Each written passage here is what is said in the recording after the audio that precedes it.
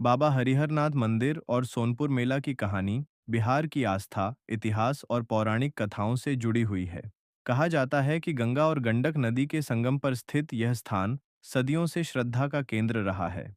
बहुत समय पहले गंगा और गंडक नदी के संगम पर घना जंगल हुआ करता था। वहां एक विशाल हाथी रहता था जिसका नाम गजेंद्र था। वह अपने झुंड का राजा था। उसी नदी में एक शक्तिशाली ग्राह मगरमच्छ भी रहता था। एक दिन गजेंद्र नदी में स्नान करने गया। अचानक ग्राह ने उसका पैर पकड़ लिया। दोनों के बीच भयंकर युद्ध शुरू हो गया।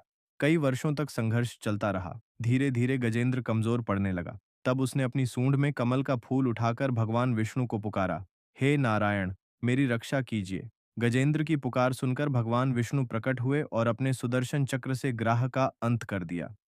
उसी क्षण दोनों को उनके श्राप से मुक्ति मिली। माना जाता है कि यही स्थान आज का हरिहर क्षेत्र सोनपुर है। कहते हैं कि इस चमत्कार के बाद यहाँ भगवान शिव और विष्णु के संयुक्त रूप हरिहरनाथ की पूजा शुरू हुई। इस मंदिर की सबसे बड़ी विशेषता यह है कि यहाँ शिव और विष्णु दोनों एक ही स्वरूप में विराजमान हैं। इसलिए इसे हरिहरनाथ मंदिर कहा जाता है। मान्यता है कि भगवान श्री राम भी जनकपुर जाते समय यहाँ रुके थे और उन्होंने इस स्थान की पूजा की थी। बाद में राजाओं ने मंदिर का पुनर्निर्माण कराया। समय बीतता गया और कार्तिक पूर्णिमा के दिन यहाँ विशाल मेला लगने लगा। दूर दूर से साधु, व्यापारी, किसान और श्रद्धालु आने लगे। यही मेला आगे चलकर प्रसिद्ध सोनपुर मेला बना, जिसे एशिया का सबसे बड़ा पशु मेला भी कहा जाता है।